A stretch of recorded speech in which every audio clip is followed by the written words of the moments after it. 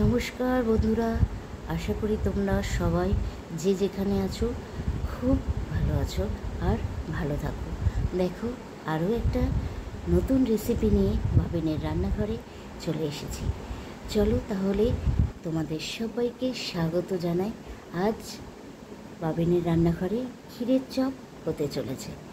দেখো, ক্ষীর নিয়েছি আর নিয়েছি কালাকাঁদ মিষ্টি, এলাচ, চেতদানা, ঘি, সাদা তেল, ময়দা। আমি নিয়েছি এই কাপের 4 কাপ ময়দা। এই ক্ষীরের চপটা খেতে এত অপূর্ব হয়, না করলে জানতেই পারবে না।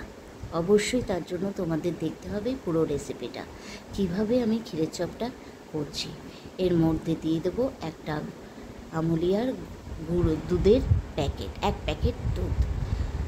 আমি আমার পরিমাপে করেছি, তোমরা যখন করবে তোমাদের পরিমাপে করবে। এটা 3 চামচ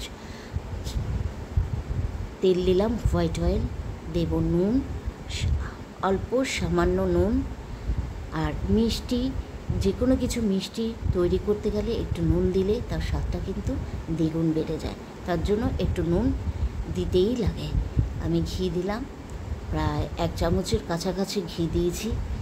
এরপর দেব একটু খাবারের সোডা। এটা মেখে তারপরে খাবারের সোডাটা দেব। সেটা স্কিপ হয়ে গেছে, খাবারের সোডাটা স্কিপ হয়ে গেছে, দেখাতে পারিনি সেটা, কিন্তু আমি খাবারের সোডা অ্যাড করেছিলাম। হ্যাঁ, চলো এবারে আমি আর এলাচ দিয়ে দিলাম, এলাচের দানা দিয়ে ভালো করে মেখে নিতে হবে। সুন্দর একদম রুম টেম্পারেচারে যে জলটা দিয়ে মাখবো সেটা ঘরেরই রুম টেম্পারেচারেরই জল, কোনো ঠান্ডা না গরম না, নর্মাল জল দিয়ে আমি ডোটাকে মেখে নেব। না শক্ত করে মাখবো না নরম করে মাখবো, এমন পজিশনেই মাখতে হবে। ডোটাকে তৈরি করে নিতে হবে মেখে, এইভাবেই আমি মেখে নিচ্ছি। আর দেখো, এই যে মিষ্টিটা আমি যে তোমাদের কাছে ক্ষীরের চপটা নিয়ে এসছি রেসিপিটা, এটা কিন্তু ভোগ হিসাবেও তোমরা গোপালের কাছে দিতে পারো। দেখো ডোটা কত সুন্দর মাখা হয়েছে। এরপরে এই ডোটাকে কিন্তু আমি একটু তেল মাখিয়ে সাইডে ঢেকে রেখে দেবো, 1/2 ঘন্টা মতন রেস্টে রেখে দেবো এটা। চলো এটা রেস্টে থাক, ঢাকা অবস্থায়। ভোগ হিসাবে গোপালকে দেওয়াই যেতে পারে। একটু তেল মাখালাম, মাখিয়ে সাইডে রেখে দেবো। আর দেখো চিনির শিরা বসিয়ে দিয়েছি, যেহেতু চিনির শিরাটা লাগবে আমার, তার জন্য।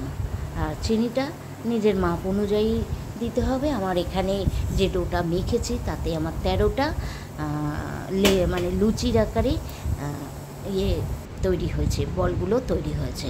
যে এরপরে দেখো আমি খোয়া ক্ষীরটা গ্রেট করে নিয়েছি, পুরো খোয়া ক্ষীরটাই দিয়ে দেবো।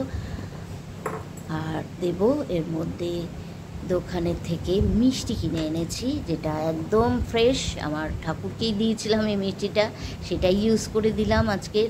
কিন্তু তোমরা যখন গোপালকে দেবে অবশ্যই ফ্রেশ দোকান থেকে এনে কালাকাঁদ মিষ্টি বা এরকম জাতীয় কোনো মিষ্টি এনে কিন্তু ক্ষীরটাকে তৈরি করে নিতে পারো, দারুণ স্বাদ হবে সেটা।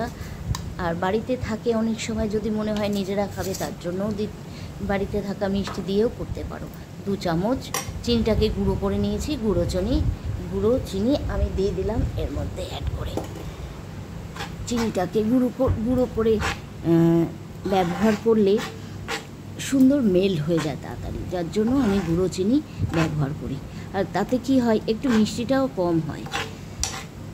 যদি তোমাদের মিষ্টি বেশি খেতে চাও তাহলে অবশ্যই আরও 2 চামচ তোমরা দিয়ে দিতে পারো, তাতে ক্ষতি নেই। আমার পরিমাপ অনুযায়ী আমি কিন্তু চিনিটা 2 চামচই ইউজ করলাম।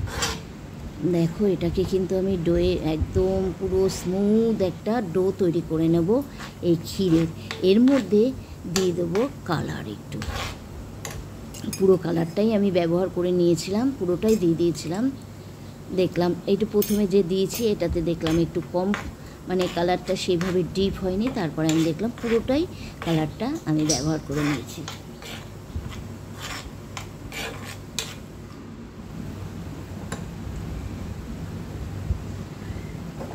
একদম ডোটাকে দেখো একদম শুকিয়ে নিতে হবে। ডো দেখেছো একদম শুকিয়ে নিয়েছি, মানে দুধ, খোয়া ক্ষীর, সন্দেশ যেটা, কালাকাঁদ সব একসঙ্গে একেবারে স্মুথ হয়ে গেছে ব্যাপারটা, সুন্দরভাবে ডোটা তৈরি হয়ে গেছে। আর এই ডোটাকে ঠান্ডা করে তবেই আমি তৈরি করব চপগুলো। ডোটা ঠান্ডা হওয়ার অপেক্ষায় থাকি, তারপর আমি এটা তৈরি হয়ে গেছে, একদম ডান, দেখতেই পাচ্ছ। দেখো গোপাল তো খেতে ভালোবাসেই, আমাদের বাড়িতেও কিন্তু অনেক ছোট ছোট গোপাল আছে, রাধা আছে, তারাও কিন্তু খেতে ভালোবাসবে।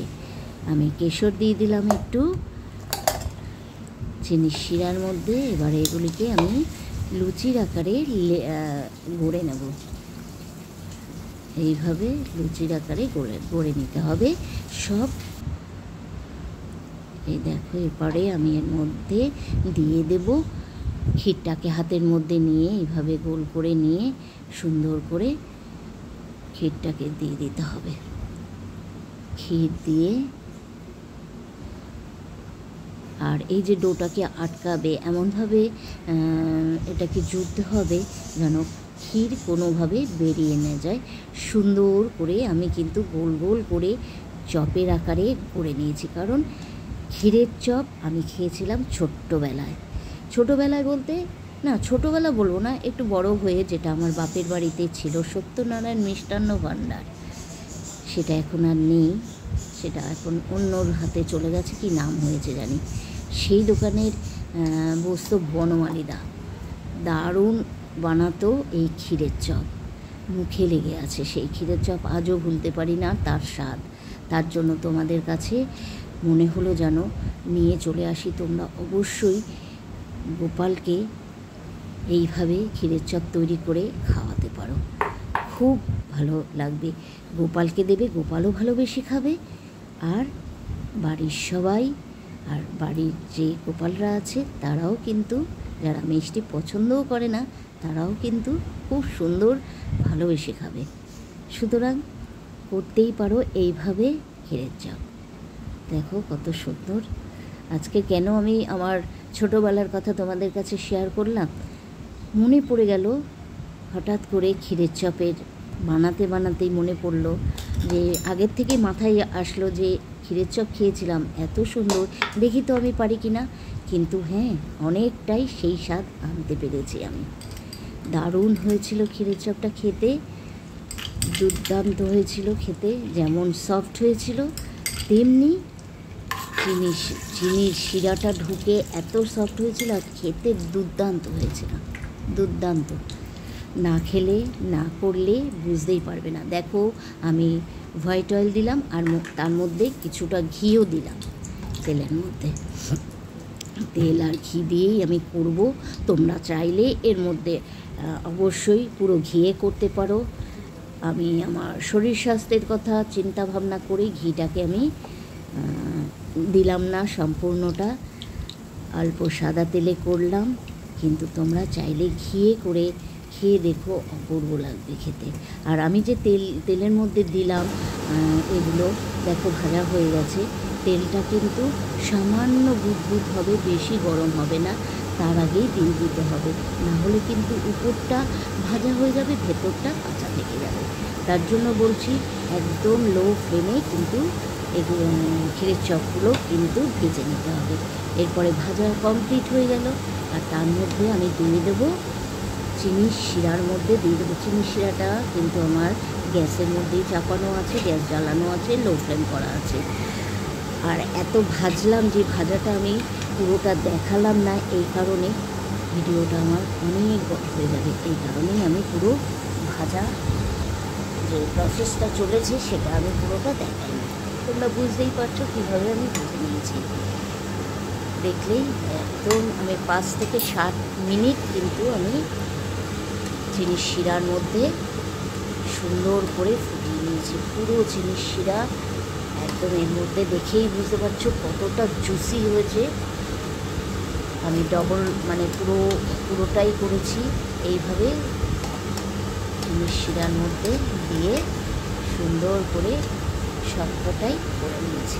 এটা এক রাউন্ড হলো, আর এক রাউন্ডও হবে ভাজা, সেটাও দেখতে পাবে তোমরা। দেখো এই ভাজা হয়ে গেল, আবারও তুলে নেব। তুলে নিয়ে তারপর আমি গার্নিশিং করব। আর এই ক্ষীরের চপ তোমরা গরম গরমও খেতে পারো, আবার ঠান্ডা করে খেতে পারো, অসুবিধা নেই, কোনো অসুবিধা নেই। দুর্দান্ত লাগবে। গোপালকে অভিশাপে নিবেদন করে অবশ্যই খেতে পারো তোমরা। সুন্দর দুর্দান্ত হয়েছে। দেখো এবার আমি গার্নিশিং করে ফিরে আসলাম। গোলাপের পাপড়ি দিয়ে গার্নিশিং করলাম। দারুণ, দেখতে তো খুব সুন্দর হয়েছে, খেতেও কিন্তু খুব ভালো হয়েছে। তোমাদের যদি কোথাও কিছু ভালো লেগে থাকে তাহলে অবশ্যই একটা কমেন্ট সুন্দর করে দিও। তোমাদের কমেন্ট করতে আমার খুব ভালো লাগে। আর তার সাথে সাথে বাবিনের রান্নাঘর চ্যানেলটিকে অবশ্যই সাবস্ক্রাইব করে পাশে থেকো। একটা লাইক দিতে কিন্তু ভুলো না, লাইকটা কিন্তু জরুরি। আর তার সাথে সাথে অবশ্যই বাবিনের রান্নাঘর চ্যানেলটিকে সাবস্ক্রাইব করে পাশে থেকো। পাশে থাকা বেল আইকনটি প্রেস করে দিও। সময় মতো সব নোটিফিকেশন তোমাদের কাছে আগে পৌঁছে যাবে। চলো তাহলে আজকের মতো রেসিপিটা শেষ করব। তোমরা সবাই খুব ভালো থাকবে। নেক্সট রেসিপি নিয়ে শিগগিরই তোমাদের